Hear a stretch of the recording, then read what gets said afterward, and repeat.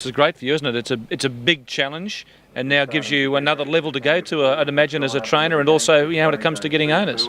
Yeah, that's correct. I'm looking forward to the challenge. Got some nice horses. Didn't have much luck in town on Saturday, but we're putting together a handy team. Okay, mate. Well, we wish you all the best of luck, and particularly with this bloke today, A grade. Thanks, Terry. There he is, Mark Lewis joining us. He's got A grade, but the Sporting Bet market mover is whistling straight $4.40 and just keeps coming in every call into $3.10, back out to $3.20.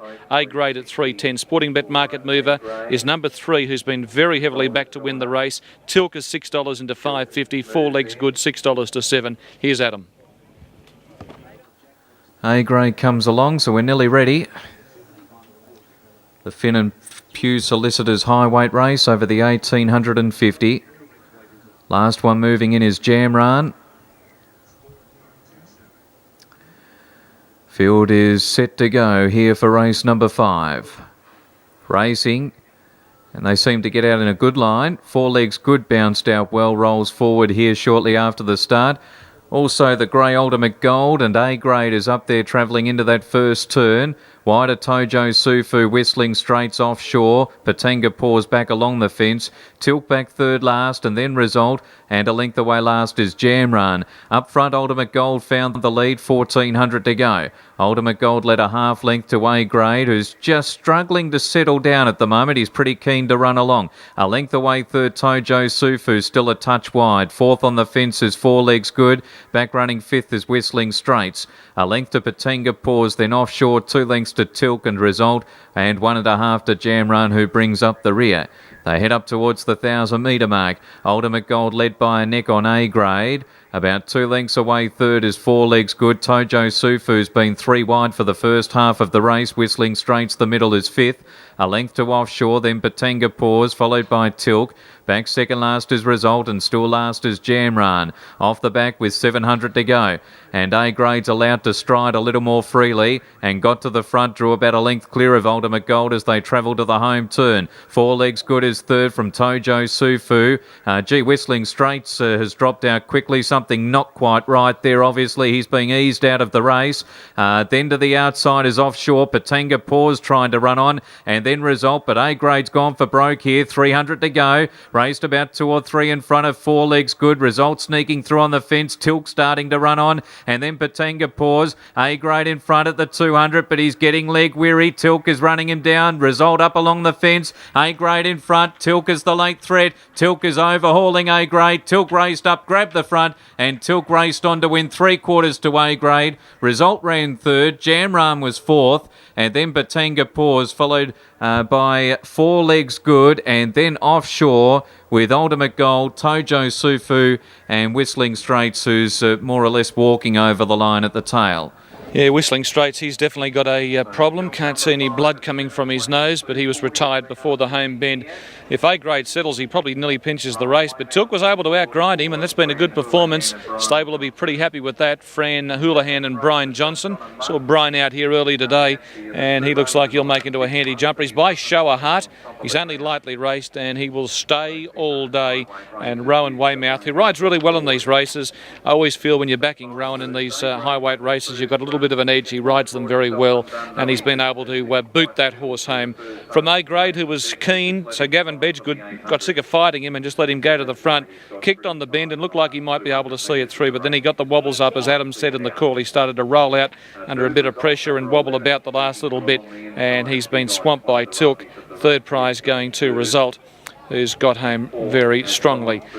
Okay, there we have the result. Fourth prize going to number 8, that being Jamran. We might go back and have a look at the last 600 metres, and then we'll come back and have a look at the full totes.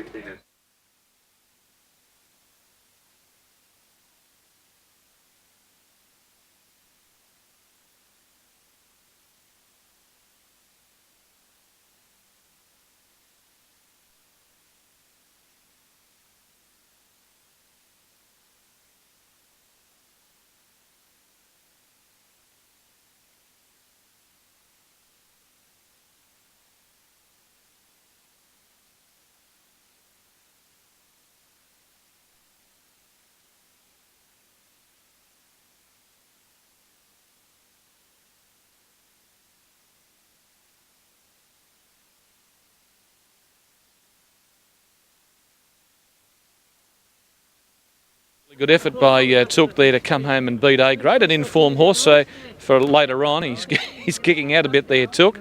Pretty full of himself now that he's got the job done. Fran takes him away. We'll have a chat with Brian in just a moment, but Rowan's about to come over and join us, take us through that race, and a sterling performance by this horse today as he looks for something a bit longer later on. Good effort today, Rowan.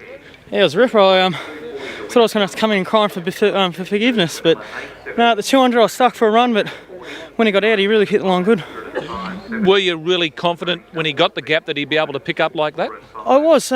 His win last time at Moe was a bit indecisive. He got the front pulled up a bit. This one, when I got to him, and I asked him, he really let down well. I thought I was going to win. Thought I might have been touching the line a bit, but no, he got there quite easy. Comes back to scale. He's kicking out, and he looks like he's got a bit of an attitude. Yeah, he's a bit of a difficult little horse, but I think Brian and Fran will sort him out, and I think he'll make a nice jumper. Okay, you're puffing a bit there, old son. Not that fit, am I? Good on you, Rowan. There he is, Rowan Weymouth. Brian Johnson joins us. Brian, 2 horses in the race. The old boy Jan went really well for you. Didn't he go good? Yeah, first up since the National, and he should have won a couple of picnic races first up last prep, and well, he was ridden poorly, and Trent just gave him a chance to rock it home today, and Rowie rode that other horse good too. He's an improver. What's the story with Tealc? Came to us from Alicia McPherson over at Kilmore. Hadn't seen the horse before in our lives. It did beat one of our horses one day at Mornington, a thing called Manor Singer, and the owners came down that day, and we met them that day, and somehow or other they remembered us, and when it was time for a change, the stables, they sent it to us. Do you like the horse yourself? Oh, I like him now. 2 from 2. He's had 20-something goes in his life and won one race, and he's won 2 for 2 for us, so we're pretty happy. He's a nice horse. Now, was he bought for jumping? Well, he's still with the original owners. We haven't bought him, but yeah, he's here to jump. He's here to be a jumper, and won't he make a ripper? Can he? Jumps like a gazelle. Pity we don't going to have a jumping industry after the end of this year, but that's a shocking shame, but never mind. He might be a sort of horse that could go overseas yet. We'll wait and see. Okay, now it looks like you've got a bit of work cut out here with Pentivic. Oh, Pentivic's flying. We're happy with him. He raced super on the weekend. He goes to Japan on the 15th of March. So your schedule's okay as far as lead-ups and everything like that? Oh yeah, he'll run at Warrnambool, probably Warrnambool next Tuesday, and then he'll have a run at Moonee Valley over 3,000. Then he'll have a run at Moonee Valley, I think, over 3,100. And I think that's the 3rd of March, and that's the last day before he starts a bit of internal quarantine before he goes overseas. When he had his bit of a breakaway, how much weight did he put on, Brian? We didn't let him get very heavy. We only got him a month off. He put on about 30 kilos, but he was on the water walker over at our other farm, and he was kept up to the mark all the way through. So he's spot on. And he's ready.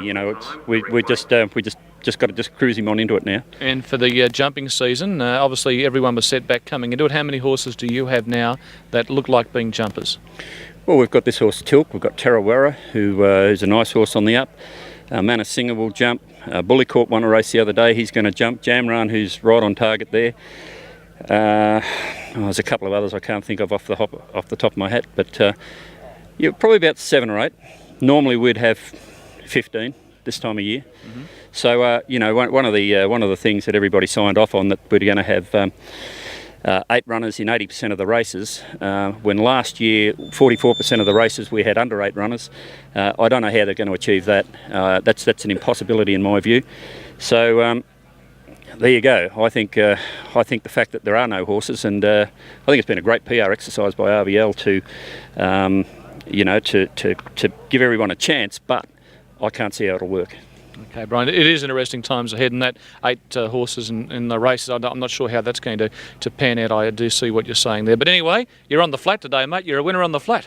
Winners are grinners. I think that's our 13th runner. It puts our strike rate at about 27% for the season, and I think that's the best in the state. Okay, and we'll have to be talking to you more often. You're giving yourself up here, Brian. Yeah, 11 of them on the flat and 2 of them over jumps, so that's not bad, is it? No, it's a very good effort. Good, mate. Good luck to you, mate. Thank you. There he is, Brian Johnson, winning the 5th race on the card with the horse Tealc, and he came out of, was it Stargate? Richard, I know you're a big buff of all these shows and that. And speaking of movies too, I watched that 7 Pounds last night. That's a pretty good movie, mate. I'll go round them up. Yeah, bring them over.